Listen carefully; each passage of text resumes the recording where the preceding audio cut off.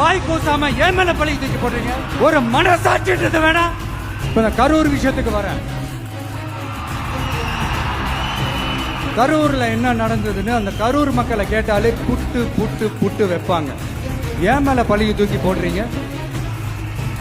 என்னமோ நாங்க அரசியலே பண்ண மாட்டோம், இந்த விஷயத்துலலாம் நாங்க அரசியலே பண்ண மாட்டோம், வீடியோ போட்டுவிட்டு போய் சட்டசபையில் உட்காந்துக்கிட்டு ஏன் மேல பழியை தூக்கி போடுறீங்க? லேட்டா வந்துட்டாருன்னு போலீஸ் கொடுத்த டைம்ல நாங்க இருந்தேன். நாமக்கல்ல இருந்து கரூர் வர வழியில இருந்த மக்கள் எல்லாரையும் நான் என்ன அம்போன்னு விட்டுட்டு வர சொல்றீங்களா?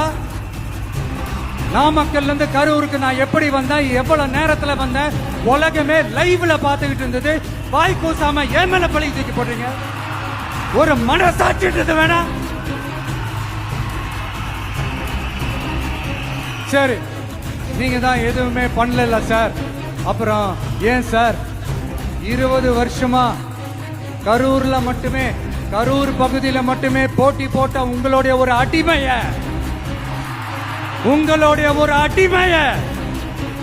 ஏன் கோயம்புத்தூர்